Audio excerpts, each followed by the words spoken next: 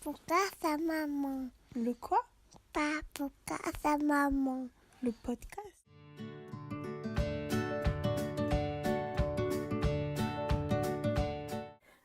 J'ai un peu peur, je sais pas trop, c'est un sentiment un peu mitigé. Mais je vais prendre une grande inspiration. Ça a l'air de rien, je sais pas pour toi, de l'extérieur. Mais pour moi, là, il y a quelque chose qui se passe. Il y a une page qui se tourne, il y a quelque chose qui est en train de changer. Et cette espèce de peur mélangée avec, je sais pas, des doutes et tout. Enfin, ça fait un moment que j'ai envie de me lancer dans du podcast. J'adore écouter les podcasts. J'en écoute plusieurs en une seule journée. Si j'ai si je peux, hein, en cuisinant, en marchant, je mets un podcast. Et je me dis, mais toi aussi, tu as des choses à dire en fait. Et moi aussi, j'ai envie de parler et j'ai envie, pas forcément comme sur Instagram, montrer ma tête et me dire, ben voilà, on me voit en même temps, je parle en même temps, je marche en même temps. Bon, là vraiment, j'ai envie de me concentrer là-dessus. Ouf.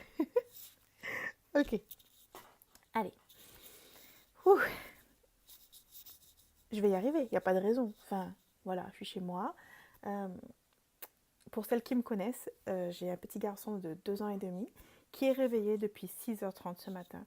C'est quelqu'un qui normalement fait plus de sieste la journée, mais là, comme il est réveillé depuis tôt et qu'on a fait pas mal de choses ce matin déjà, on était en voiture, donc en rentrant à 13h, il s'est endormi. Et du coup là, je suis toute seule, donc je vais pouvoir faire ça parce que je voulais pas non plus enregistrer avec mon mari à côté parce que ça fait bizarre et j'ai pas envie qu'il me regarde bizarre en disant mais maintenant quoi?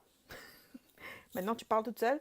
En fait, j'ai toujours parlé toute seule. J'adorais faire ça. En fait, je sais que je parle à quelqu'un là, je te parle à toi, mais être en train d'enregistrer, ça paraît chelou quoi. Et j'ai toujours fait ça. Petite, ben, je me parlais beaucoup, j'inventais des histoires, je le fais mais tout le temps. Et mes soeurs et mes frères, en général, me regardent mais en l'air de dire non mais continue. Hein.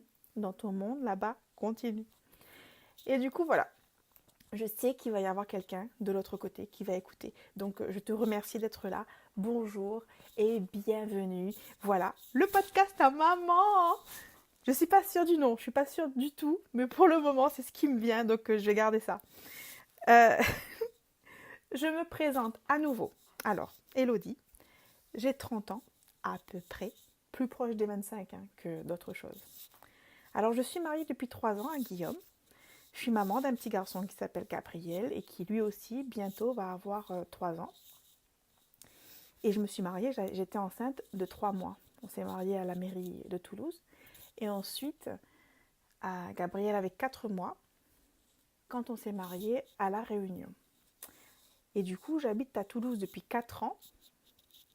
Et avant, j'étais à La Réunion. Et avant ça, j'étais en Australie. J'ai étudié 4 années en Australie. 4, apparemment, c'est les différents cycles comme ça dans ma vie. Apparemment, ça marche par 4 années. Et là, je sens que j'ai besoin de changer. J'ai besoin de faire des choses déjà pour moi. Et dire ce que j'ai à dire en fait. Maintenant, je me rends compte que quand je pense quelque chose, quand j'ai une pensée, quand j'ai une émotion, une intuition, eh bien je vais le dire maintenant. Je ne vais pas laisser ça en moi, rentrer à la maison avec et me dire oh cette personne avait l'air vraiment pas bien, pourquoi j'ai rien dit. Non, alors du coup maintenant je dis ce que j'ai à dire. Et ce qui a vraiment vraiment changé ma vie, mais alors radicalement, c'est de devenir maman. Tomber enceinte, bon ça c'était plutôt facile. C'est vrai, nous on s'est dit on veut un bébé et on a commencé vraiment à s'y mettre en juillet et en septembre j'étais enceinte. Donc c'est allé très vite. Et c'était un bébé extrêmement désiré. La grossesse s'est plutôt bien passée et vers la fin de la grossesse ça a commencé à s'agiter dans ma tête. Et, mais ça on en parlera une prochaine fois. Aujourd'hui je veux te parler de quelque chose qui m'arrive en ce moment. En ce moment, quand j'essaie de réfléchir et j'essaie de faire quelque chose pour moi, ou j'essaie d'écrire, ou j'essaie d'envoyer un mail, quand il y a mon fils à côté, je n'y arrive pas, c'est impossible. Quand je le vois, il suffit que vraiment ma tête, que je tourne la tête de l'ordinateur et que je pose le regard sur lui, je peux plus. Je ne peux plus écrire, je ne sais plus ce que j'étais en train d'écrire. C'est comme si je me déconnectais de ça, de cette écriture-là par exemple, et que je me connectais à mon fils, mais d'une façon très presque violente en fait, et qui fait que je ne peux rien faire d'autre. Quand je suis avec lui, je suis à 100% avec lui. Alors d'accord, je poste un peu des photos sur Instagram et tout ça, mais je suis avec mon fils à 100%. Et ça, c'est quelque chose qui a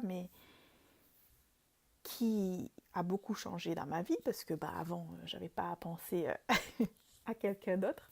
J'avais pas un petit être humain derrière moi aux toilettes qui me suit un peu partout comme ça, en lâchant des miettes après moi. Et aujourd'hui, je me retrouve presque incapable d'envoyer un email. Écrire une lettre, je t'en parle même pas. Je n'écris pas de lettres de toute façon. Maintenant, j'envoie des SMS, c'est fini les lettres. La dernière fois, j'étais en train d'imprimer des cartes de nomenclature pour les activités que je fais avec Gabriel à la maison. Et sur plusieurs fiches, je vois qu'il restait de la place en bas. Donc je me suis dit, je vais écrire l'alphabet. Je commence à écrire l'alphabet pour ensuite découper des lettres et avoir de quoi faire des mots. Et j'étais en train d'écrire. Et Gabriel était en train de jouer, pas très loin de moi, mais il était vraiment dans son jeu, il était concentré. Il jouait au train, je crois. Et quand il a fini de jouer, il s'est tourné vers moi, il s'est approché. Et là, j'ai commencé à écrire l'alphabet dans le désordre. Et il manquait des lettres. Pourtant, j'avais l'impression d'être dans mon activité moi aussi. Et j'ai pas trop compris. Et j'ai commencé, dans mon cerveau, vraiment, j'ai commencé à palpiter, à m'emmêler les pinceaux, mais vraiment, littéralement. Et je me suis dit, je ne peux pas, je ne peux pas. S'il est à côté de moi, je vais me déconnecter, mais presque de ma personne. Hein. Je vais me déconnecter, je vais m'attacher à lui. De toute façon, il passe en premier avant tout le monde, ça c'est sûr. Mais quand même, aujourd'hui, c'est quelque chose qui me dérange un peu. Je ne peux pas, je peux pas faire autre chose. Je peux même pas écrire l'alphabet quand mon fils s'approche de moi. Et du coup, moi j'aimerais savoir, c'est un peu, on va dire que c'est notre premier épisode et que c'est un peu, ça vient, les choses viennent comme elles viennent. J'aimerais savoir, toi, devenir maman, ce que ça a changé en toi. Est-ce que, et là je parle pas de choses matérielles ou de physique, hein, est-ce que ta façon de parler a changé? Est-ce que ta façon de penser a changé? Ta façon d'écrire aussi? Est-ce que ta façon d'être avec les autres a changé? Qu'est-ce qui, en toi, s'est transformé? Et qu'est-ce qui fait qu'aujourd'hui, avec ton enfant, grâce ou à cause de ton enfant, mais tu es une nouvelle personne. Tu es une personne renouvelée, on va dire. Et j'espère, est-ce que ça te plaît? J'espère que tu te plais aujourd'hui. Et voilà, j'aimerais savoir si, ce qui se passe de ton côté, toi, maman ou papa aussi. Hein. Et voilà, s'il te plaît, dis-moi que je ne suis pas toute seule, que je vais pouvoir réparer un peu mon cerveau. Pas réparer, je ne me sens pas cassée, mais je me sens vraiment que là, j'ai besoin d'arriver à faire ces deux choses-là à la fois. Parler à Gabriel et écrire l'alphabet. Je devrais, normalement, l'alphabet, c'est acquis depuis... j'ai commencé l'école à 2 ans et demi. L'alphabet, normalement, je l'ai acquis. C'est bon. Qu'est-ce qui se passe? Qu'est-ce qui s'est passé? Voilà, ça c'est ma question. Et on va s'arrêter là. Je vais m'arrêter là pour aujourd'hui. La semaine prochaine, je vais te parler je vais te parler de la naissance de Gabriel et des autres changements qu'il y a eu dans ma vie. Et je vais te dire quelque chose que j'ai jamais raconté. Je l'ai dit à mon mari, Guillaume, il n'y a pas longtemps. Et maintenant, je me dis que il faut que ça sorte une fois pour toutes pour que je puisse passer à autre chose. Ça va être un peu difficile à dire, j'imagine, parce que déjà là, en y pensant, ça me travaille. J'ai un peu honte aussi, mais je me dis vraiment, il faut que je parle de ça, cet accouchement, de cette naissance, pour pouvoir passer à autre chose et vivre. Merci de m'avoir écouté. À la semaine prochaine. À bientôt.